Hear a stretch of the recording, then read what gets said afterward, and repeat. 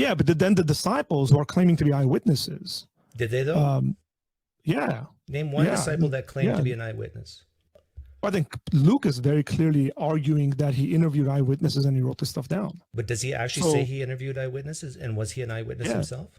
Yeah, he says he interviewed eyewitnesses. No, read beginning chapter of Luke. No, he does not.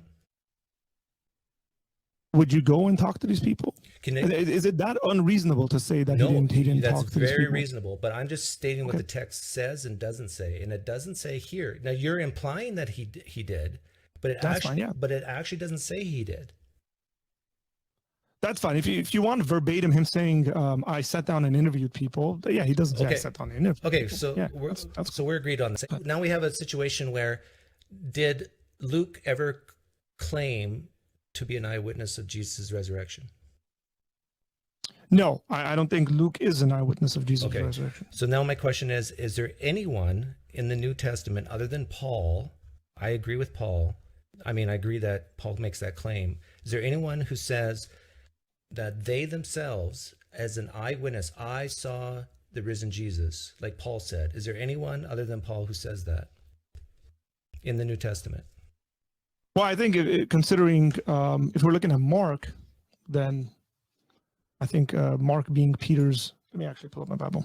When Paul says something like, well, a bunch of these guys are still alive. I'm paraphrasing obviously here, right? Yeah. Hey, a bunch of these guys are still alive. We can go talk to them. I don't think he's making those statements like in the air.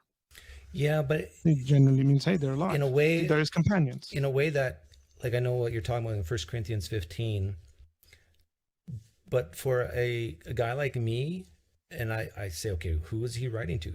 This is the Corinthians, the people in Corinth. Sure. And so imagine you're in Corinth and you get this letter and you're skeptical and say, okay, I want to investigate this for myself.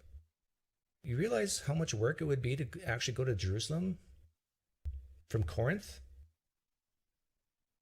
And this, and you got to remember, this is 10 to 15, maybe even 20 years after the fact.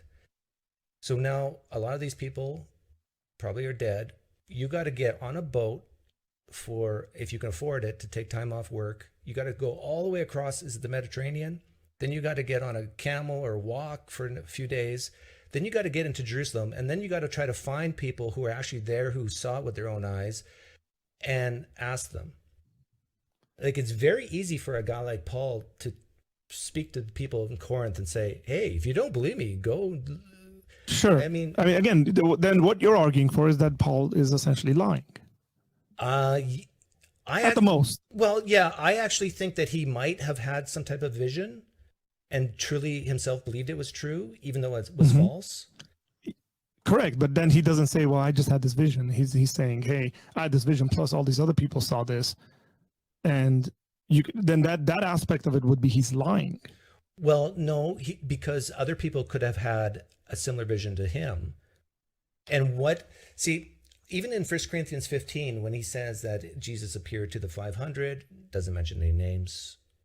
So it's not like the people in Corinth can go, okay, I got to find, And then he mentions, or it could be that people were just aware of these folks and he just says 500. He mentions Peter by name and himself.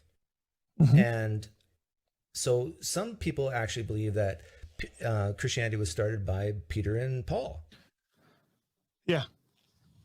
No, I know that.